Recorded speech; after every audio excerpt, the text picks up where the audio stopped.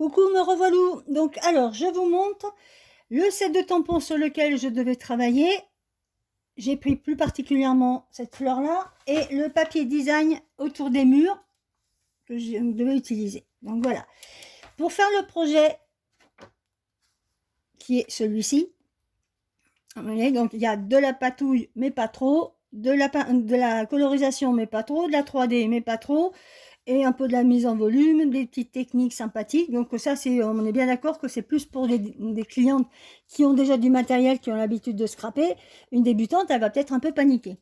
Donc, pour commencer le projet, vous allez devoir prendre un carré de cardstock fruits des bois de 14,8 par 14,8 et un papier design de 13,8 par 13,8. Votre papier design, donc on enlève. On va d'abord commencer par ça.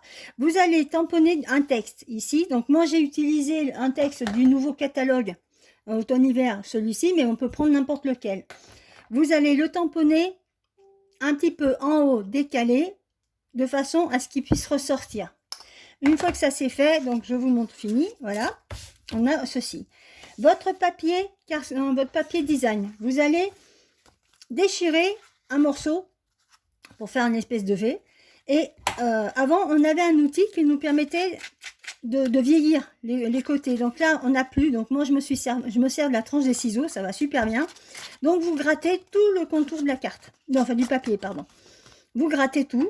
Une fois que vous avez gratté, vous prenez votre encreur fruits des bois et votre gomme mousse et vous allez tout simplement ancrer tout ce qui est blanc. Alors là, bon, vous allez voir, hein, les doigts, ils vont déguster un petit peu, mais c'est pas grave. Ça prouve qu'on travaille. Donc, vous allez ancrer de partout de votre papier en laissant le moins de blanc possible. Hop, on continue. Donc, je vais aller vite. C'est pour ça que... Donc, voilà. Ah, il m'embête un petit peu. Voilà. Donc, une fois que vous avez ancré votre papier, on va le coller. Donc, pour le coller, pas question de mettre la colle, notre colle, vous savez, notre colle multi-usage, là, celle-là, parce que quand on colle, on peut plus bouger. Moi, ce que je veux, c'est pouvoir bouger mon papier, le froisser sans que ça se déchire. Donc, pour ce faire, j'utilise une colle, comme on trouve scolaire, là, vous savez, les colles bâtons, parce que c'est cette partie qui m'intéresse le plus, parce que c'est de la colle en pâte. Donc, pour pouvoir faire le projet, le coller comme je veux, vous partez donc du milieu pour pas que ça glisse dessous et vous partez sur les extérieurs. Vous mettez bien de la colle, mais vraiment épais, enfin sans faire des pâtés, hein, mais vous en mettez vraiment de partout, partout, partout, partout. Hein, donc on part toujours, vous voyez, je pars toujours du milieu et je tourne vers les extérieurs. Voilà, comme ça, j'ai ma colle sur toute la surface. Une fois que j'ai fait ma colle, j'enlève le papier sale, je prends mon papier et je vais le positionner centré.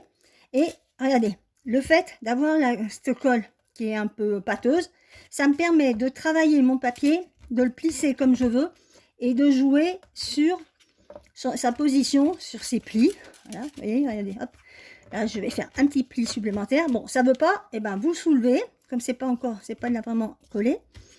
Vous le soulevez et vous positionnez votre papier comme vous en avez envie. Donc voilà, je vais faire que le texte se voit un peu plus. Une fois que vous êtes satisfait, vous aplatissez bien pour qu'il reste en place.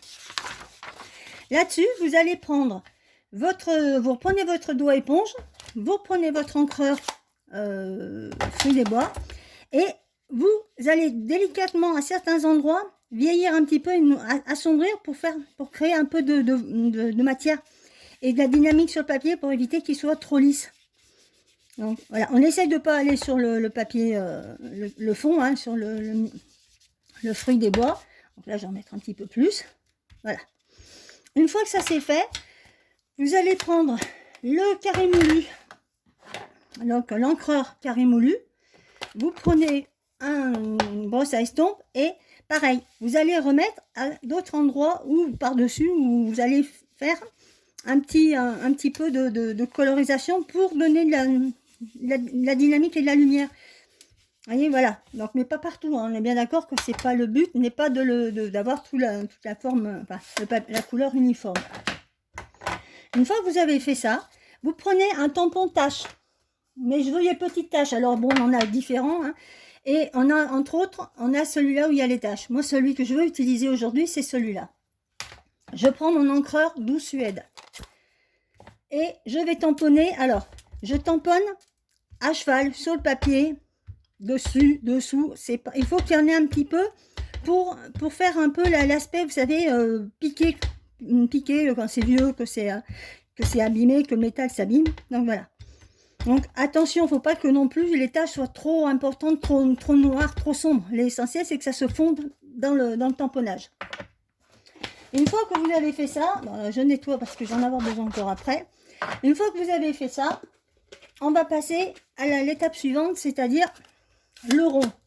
Donc pour coloriser le rond, donc ça on le met de côté et on va reprendre, on va travailler ce rond-là. Pour travailler ce rond, je prends le plus grand des ronds, des cercles de la pyramide des cercles, et je l'ai embossé avec le nouvel cuilleur qu'on a, qui est celui-là, le mot usé par le temps. Je le trouve sublime. Donc je le prends, et là c'est parti, on va attaquer la colorisation. Donc carré moulu, première étape, carré moulu, et on encre. Alors attention, hein, le but c'est pas d'ancrer de partout la même quantité. Alors je commence sur le côté et je tourne et je mets de l'encre un peu partout, mais pas trop. Voilà, il va rester un petit peu de blanc, c'est fait. Voilà, comme ça. Une fois que j'ai fini avec mon carré moulu, je vais prendre le cidre à la cannelle et on recommence. On prend la petite brosse et on encre. Donc moi j'ai toujours tendance à ancrer un peu, toujours un côté un peu plus et jouer un petit peu sur l'autre côté après. Donc voilà. Maintenant que le cidre à la cannelle est mis, je vais prendre ma couleur de base de carte qui est le fruit des bois. Je vais faire pareil, on continue, hein, on ne change pas une équipe qui gagne. Et donc je vais délicatement en mettre dessus. Voilà. Pas besoin. Hop. Ça, une fois que c'est fait, je vais prendre la suivante qui est la cuvée de cassis. Hop. Et là, je vais surtout ancrer, mais que d'un côté. C'est-à-dire, voilà, je veux vraiment ancrer qu'une partie. Et un tout petit peu comme ça. Voilà. D'accord? Là, si je me rends compte que, par exemple ici, c'est un peu trop palo. Donc, je reprends ma première couleur carré moulu et je viens en mettre un petit peu dessus. D'accord? Voilà. Mais je veux quand même garder ce sombre et ce clair. Pour finir, je prends le feuillage sauvage et là, c'est juste pour marquer, le plioir, pour faire ressortir un peu de texture et surtout une couleur qui n'est pas au départ sur la carte. C'est-à-dire que là, bon, on a beaucoup de violet, moi je vais mettre du vert pour rappeler le feuillage qu'on va poser dessus. Donc voilà, j'ai mis mon vert. Par contre, petite astuce qui marche bien, une fois que vous avez fait votre texte, attendez, je change pour que ce soit plus propre, parce que sinon vous n'allez pas voir grand chose. Donc une fois que vous avez fait ça, si vous regardez bien, bon, à la lumière on voit qu'il y a du texte, qu'il y a un embossage, mais quand vous la posez, vous ne le voyez pas trop. Moi, comme on va avoir pas mal d'éléments dessus, je veux qu'on le voit. Donc astuce, vous prenez une base acrylique, en général je prends la D. Vous prenez votre encreur, un feuillage sauvage. Vous ancrez votre base. Vous enlevez un petit peu le surplus et délicatement, vous allez tourner sur votre embossage. Donc, vous y allez doucement par petites touches. Il vaut mieux monter doucement que de faire trop d'un coup. Donc, qu'est-ce qui va se passer? Au résultat, il se passe ceci, c'est que vous avez votre partie embossée ressort plus. Vous voyez, ça fait un peu comme si ça avait été frotté. Donc là maintenant on est bon, on est au taquet, on n'a plus besoin d'ancrer ou de faire quoi que ce soit. Donc là maintenant on va passer à l'étape suivante qui est la colorisation des fleurs, parce que c'est une étape importante aussi. Donc moi, là, j'en ai fait 3 pour vous montrer, mais on n'en a besoin que de 2. Sur les 2 que vous allez avoir, que vous faites, il y en a un, vous allez faire qu'une partie des éléments et l'autre, vous allez les coloriser en totalité. Je m'explique. Là, maintenant, la partie qui va être le fond. Alors, je vous remonte la carte. Cette partie-là. Donc, vous voyez, il y a du blanc tout autour. Donc, c'est celle qui va découper avec le poinçon. Par contre, les deuxièmes, ça va servir que pour ces petits éléments-là. Donc, pour ce faire, on fait notre colorisation. Alors, sur la partie qui va être découpée, détourée après, on peut dépasser, au contraire, comme ça, c'est vite qu'il y ait du blanc. Donc là, moi, j'y vais allègrement. Donc, et la première couleur que je prends, c'est Horizon de bruyère, la couleur la plus claire du bruyère. Donc, je fais ma couleur, voilà. Très bien. Maintenant, il s'agit de coloriser sans dépasser le deuxième exemplaire, puisque c'est celui qui va nous servir de base. Donc, il ne faut pas que sur le blanc, il y ait de la couleur, sinon, c'est pas beau. Donc, on colorise.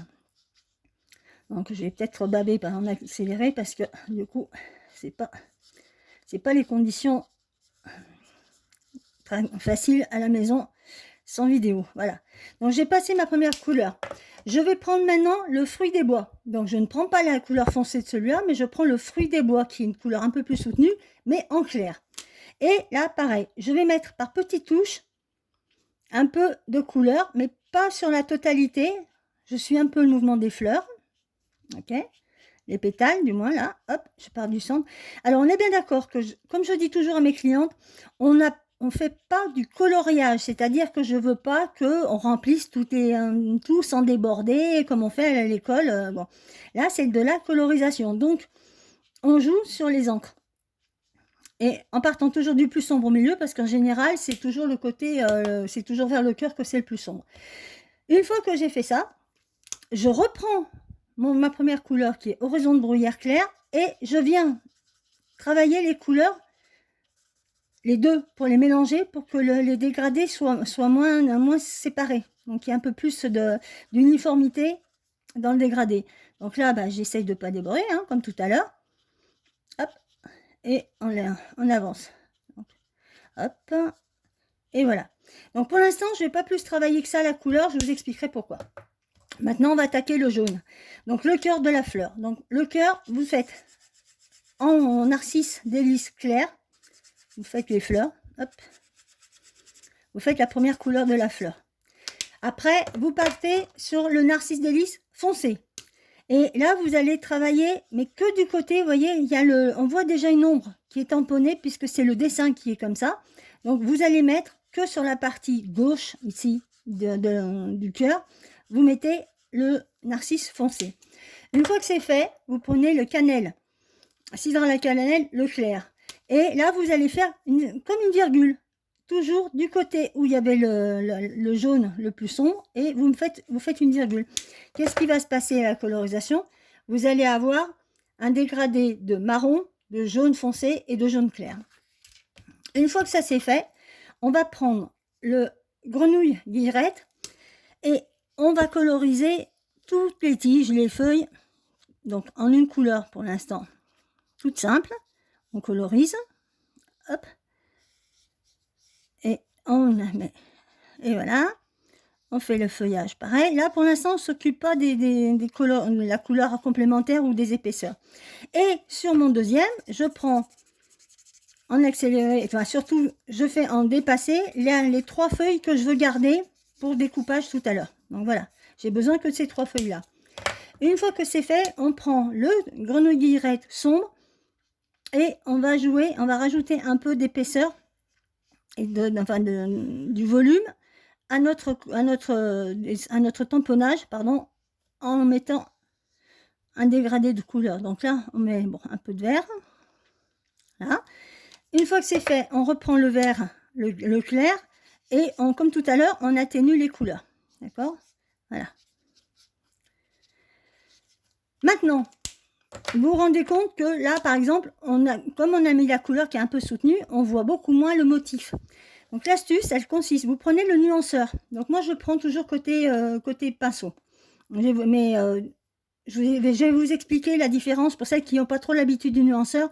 Il faut se méfier quand on se sert de côté pinceau. Donc déjà, là, pour l'instant, sur la partie qui est sur la pétale qui va être coupée, je fais mon petit nuanceur pour atténuer un petit peu les couleurs et permettre de revoir le début des pétales. Donc là aussi, comme ça, hop. Je touche pas au cœur parce que le cœur, je le trouve très bien, mais bon, si vous voulez, vous pouvez quand même faire ça. Hop, voilà, un petit peu. Donc, lui, c'est moins important, celui qui va être le fond, puisque de toute façon, il va y avoir des éléments dessus, au niveau des pétales. Donc, je me sers de mon nuanceur pour récupérer un petit peu le dessin de dessous. Alors, je vous explique maintenant l'astuce du nuanceur du fin et du épais. Je vais vous montrer quelque chose. Vous voyez, par exemple, vous faites votre pétale. Là, j'allais les pétales jusqu'au bord, sans dépasser.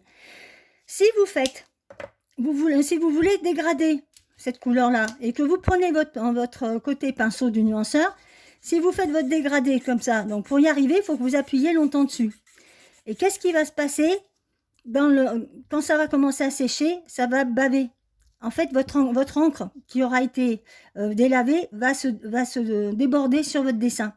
Donc, pour éviter ça, mais tout en ayant quand même un dégradé, à ce moment-là, vous prenez le côté fin et là, vous appuyez, vous le faites que sur la partie qui vous intéresse. Ça ne va pas, vous voyez, j'ai montré. Ici, ça ne bougera pas. Ici, vous voyez, ça, oh, pardon, je suis pas en phase. Ici, ça bouge pas. Ici, c'est carrément délavé. Ça, c'est délavé. Du coup, ça va pas, ça fait pas propre. Alors, si c'est pour être découpé, c'est pas gênant. Si c'est pour garder la forme générale, ça pose un problème. Une fois que vous avez fait donc votre colorisation des deux, vous la passez. Donc, vous allez découper tout simplement votre papier. Alors. Et lui, vous allez le passer dans la découpe, avec la découpe, vous allez le passer dans votre machine à découper et vous obtenez ceci. Une fois que vous avez fait votre découpe, vous voyez qu'il y a du blanc. Moi, le blanc, si je le mets sur mon fond de carte, ça va être beaucoup trop blanc. Vous voyez, regardez, moi, ça me choque. Je veux vraiment garder un aspect vieilli et un peu vintage de la carte. Donc, pour atténuer ce blanc, vous prenez votre encreur brune, votre brosse à estompe et délicatement, en partant de l'extérieur et en tournant, vous allez ancrer surtout au niveau du blanc. Donc, on est bien d'accord que le motif étant fin, vous allez ancrer aussi un peu de marron sur votre tamponnage et votre colorisation. C'est pas gênant puisqu'on veut un aspect vintage. Donc, voilà, j'en mets un peu partout. Je veux plus qu'il y ait de blanc. Voilà, je veux que ce soit un petit peu fondu. Et voilà, donc là, du coup, on est bien d'accord. Voilà.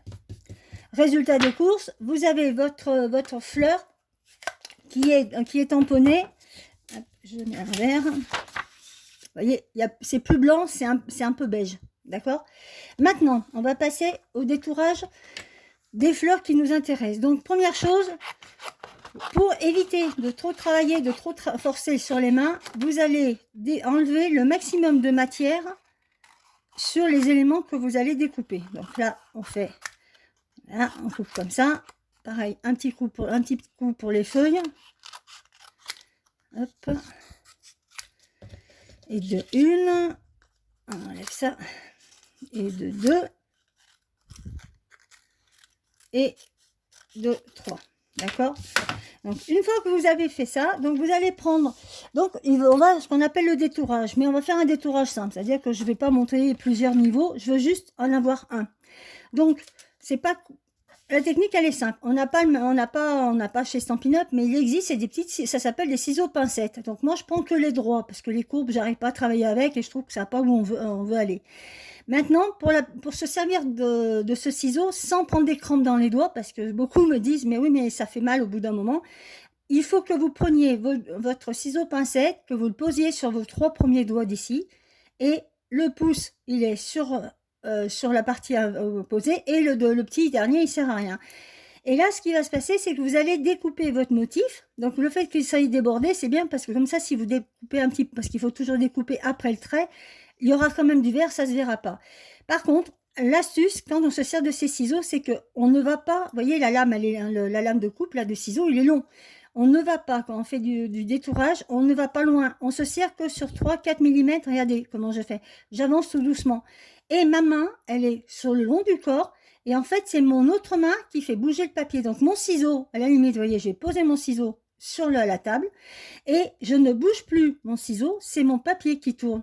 Je le mets comme ça, je lui donne les mouvements que je veux de partout. Donc je détourne au ciseau toute ma forme. Donc vous voyez, regardez, hop, je fais les pointes, je reviens, je repars. Ma main droite ne bouge pas et ma main gauche, c'est elle qui accompagne le papier et qui crée la dynamique pour couper le papier. Donc vous voyez, voilà, j'ai obtenu ma première découpe. Donc là pour les feuilles, bon, je vous montrerai. Donc pour les feuilles, c'est pas compliqué. Vous faites les trois feuilles, donc détourées complètement. Donc là j'ai accéléré. Donc on fait 1, 2 et 3. Donc là les feuilles, c'est pas compliqué, c'est les feuilles en entier, d'accord? Il y a les 3 feuilles. Après pour les fleurs, pour celle-là, alors pour celle-là c'est pas compliqué. En bas, j'ai pris le parti, comme le motif est un peu touffu et dense, je ne vais pas y toucher. Je découpe selon la forme de la fleur, d'accord? Donc hop. Par contre, en haut, je vais enlever tout ce qui est derrière, c'est-à-dire que là, je vais enlever ces 2 pétales de derrière parce que ça m'intéresse pas. Je veux garder un peu de mouvement. Et en regardant mon motif, je vois ce qu'il faut que je garde de devant ou ce que j'enlève. Vous devez visionner en premier et en arrière-plan. Donc, je vais vous montrer ce que ça donne. Donc là, en fait, hop, on va garder celui-là. On enlève le dernier. Et on obtient ceci. Vous voyez, c'est pas tout à fait le dessin de tout à l'heure. C'est-à-dire que la fleur, tout à l'heure que vous aviez en entier, regardez, il y en manque. J'ai enlevé tout ce qui était un petit peu en arrière-plan. Maintenant, pour la fleur du milieu, la plus grosse. Le cœur, on ne va pas y toucher, on le garde. Ce que je veux enlever, c'est ça. Vous allez enlever, donc on enlève tout ce qui est en arrière. Donc lui, il est arrière-plan, donc on va garder celui-là. On va enlever celui-là, garder celui-là, enlever, garder, enlever. D'accord? Vous allez voir ce que ça fait à la fin. Donc, je découpe, pareil, donc toujours, je garde ma main. J'enlève la première feuille, la première pétale, qui ne m'intéresse pas. Je retourne au milieu du cœur. Je repars. Et vous voyez, ma main ne bouge toujours pas. Et je découpe la forme de ma pétale. Je reviens au milieu. Celui-là, je le garde puisque c'est les 2 pétales principales du début. Je vais au bout de mon cœur. Je redémarre, je garde cette pétale, même si elle n'est pas tout à fait dans le sens que je veux, je remonte et je découpe mon cœur complètement. Hop. Et on continue. Donc voilà, ça c'est ma deuxième fleur. Et donc on obtient ceci. Pour la troisième, donc celle d'ici, même principe.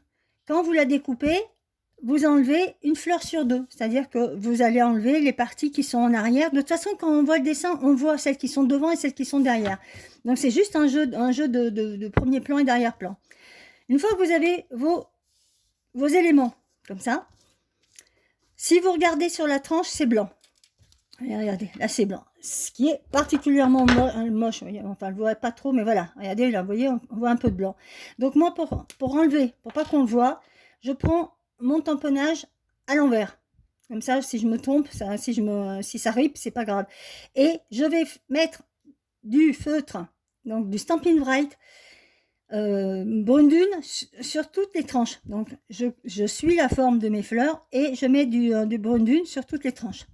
On peut mettre aussi du doux suède, mais on évite de faire des couleurs trop sombres parce qu'après, ça mange trop sur le dessin. Qu'est-ce qui va se passer? Vous n'avez plus l'effet blanc qui ressort.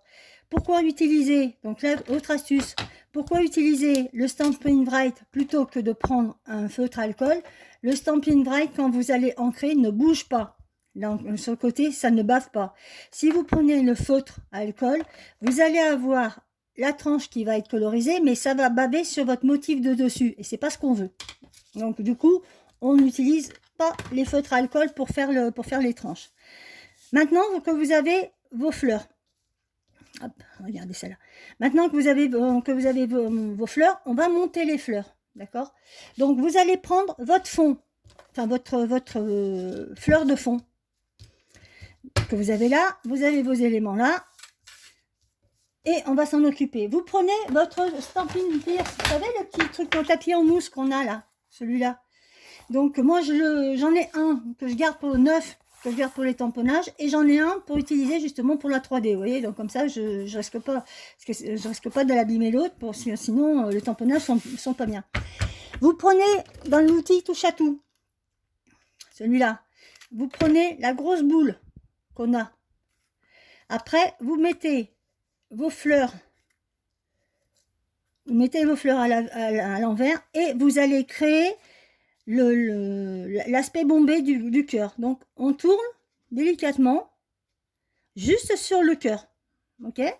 Pareil pour la deuxième, vous tournez, vous faites le rond et vous mettez, vous touchez que le rond, donc vous le laissez dessus, voilà. Vous avez, donc si vous regardez bien, vous avez un aspect bombé, d'accord.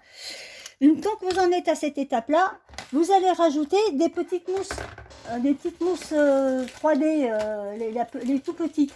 Donc, notre petite taille, là, les mini. Vous allez en mettre une sur chaque cœur, à l'intérieur de chaque cœur. Donc on le positionne, sur chaque élément. D'accord. Une fois que vous avez fait ça, je vais peut-être mettre de la lumière, ça sera peut-être mieux. Voilà. Une fois que vous avez fait ça, vous allez rajouter, alors là vous allez prendre votre colle, et vous allez mettre un petit filet de colle sur les bases, je vous montre, entre l'arrondi du cœur et le début de la pétale. Donc vous en mettez un tout petit peu, hein, faut pas en mettre 10 kilos, si elle veut bien partir la colle, ça y est, ça veut pas. Le matériel qui suit pas, c'est pratique. Allez, on continue, on va pas s'arrêter pour ça. Allez, on met un petit peu de colle, allez, hop, on met un petit peu de colle, d'accord. Voilà. J'en mets un petit peu là et j'en mets un petit peu sur celui-là. Vous voyez comment j'ai fait. Et sur la dernière, en fait, je vais mettre la colle au milieu. Mais vraiment un tout petit filet. D'accord. Il n'y a pas BZF. Hein. Donc, on a un petit peu de colle. Maintenant, vous allez prendre votre fleur. Et vous allez positionner mes ciseaux. J'ai perdu mon putain. Vous enlevez la petite pellicule. Vous enlevez la pellicule de protection de la mousse. Vous prenez votre fleur, votre deuxième fleur, et vous allez la poser exactement sur la première. Alors, vous d'abord, vous commencez par le côté qui est mousse. Donc, je l'ai posé côté mousse. Une fois que la mousse est mise en place, avec un outil un peu plat, donc moi ça c'est mon cutter, j'appuie là où j'ai mis la colle. Donc je l'appuie, je le maintiens de face et je soulève après avec mon doigt pour que les pétales ressortent, mais tout en étant collé. Pourquoi est-ce que je fais ça? Parce que déjà quand vous faites un arrondi, si vous ne mettez rien ici, là sur cette partie ici, ça va se relever et on n'aura pas le mouvement que je veux de la pétale. Donc en mettant un petit peu de colle à l'intersection entre le cœur et les pétales, du coup je crée un mouvement. Je le laisse sécher tranquille. Pour le petit là, le tout petit qui est à droite, je le positionne dessus l'autre. Donc comme le bas j'y ai pas touché, je le pose pile poil dessus sur le bas. Et lui, par contre, je vais avec mon ongle, je retiens et je soulève juste la partie du bas. Enfin, la partie supérieure de la fleur, d'accord? Ce qui fait que du coup, vous avez déjà une dynamique qui se crée. Pour la dernière, pareil, on positionne le cœur en premier et après, on maintient sur les côtés. Alors moi, ce que je fais, c'est que, vous voyez, je mets mon ongle, il me sert bien, et je soulève un peu, le temps que la colle prenne, il ne faut pas longtemps, hein, donc le temps que la colle prenne, voilà.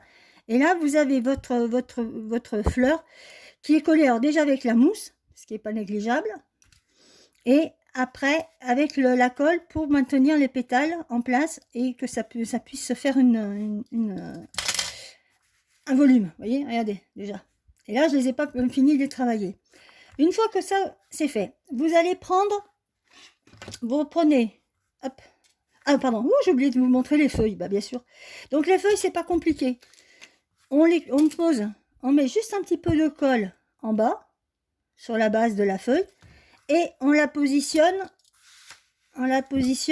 comme l'autre, comme elle est sur le tamponnage de fond, c'est-à-dire que on la colle et on maintient toujours un petit peu soulevé pour qu'elle se décolle du fond.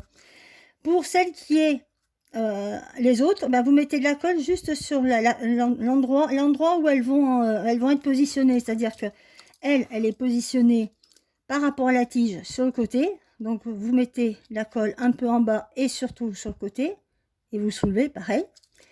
Oups. Et pour la dernière feuille, même punition, même combat, on rajoute un peu de colle, hop, et vous la positionnez sur l'autre. Donc toujours la base, on soulève, et vous avez votre 3D qui est déjà faite, sans être travaillée, mais vous avez déjà votre 3D qui est faite, puisque vous avez vos éléments de premier plan qui sont décollés, d'accord?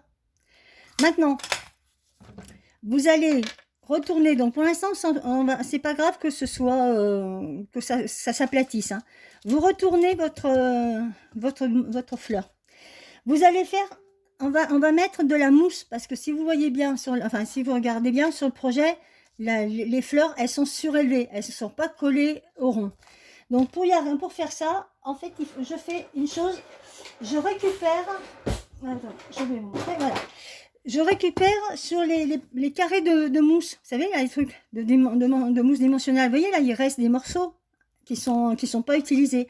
Donc moi, ce que je fais, c'est que je prends toujours, par exemple, avec mon ciseau, je me découpe des petites bandes que je garde systématiquement dans une petite boîte, vous voyez, dans une boîte comme ça. Donc je les garde, et j'ai de toutes les tailles, toutes les longueurs, même les noirs. Et en fonction de ce que je veux faire, je prends la taille qui m'intéresse. Donc là, par exemple, je veux mettre je vais mettre la mousse sur les tiges uniquement, pas sur les fleurs, mais sur les tiges. Donc je prends ma petite bande de mousse que j'ai, je la positionne au milieu de la tige, sans que ça dépasse. J'enlève au niveau de la fleur, parce que je veux pas que ça aille plus haut. Je rajoute, je vais remettre ici sur la deuxième tige, et je vais en reprendre une autre petite que je vais mettre sur la dernière tige. Alors j'enlève hop, et je vais en mettre sur la dernière tige, hop, comme ça. Du coup, vous avez votre épaisseur, d'accord? Ça stabilise la 3D sans que ça puisse s'abîmer dans le temps. Par contre, en général, quand on fait des bandes comme ça, on se rend compte que si on regarde la carte un peu sur le côté, on voit le blanc, ce qui est moche. Donc là, vous reprenez, autre astuce, vous reprenez votre feutre brune dune,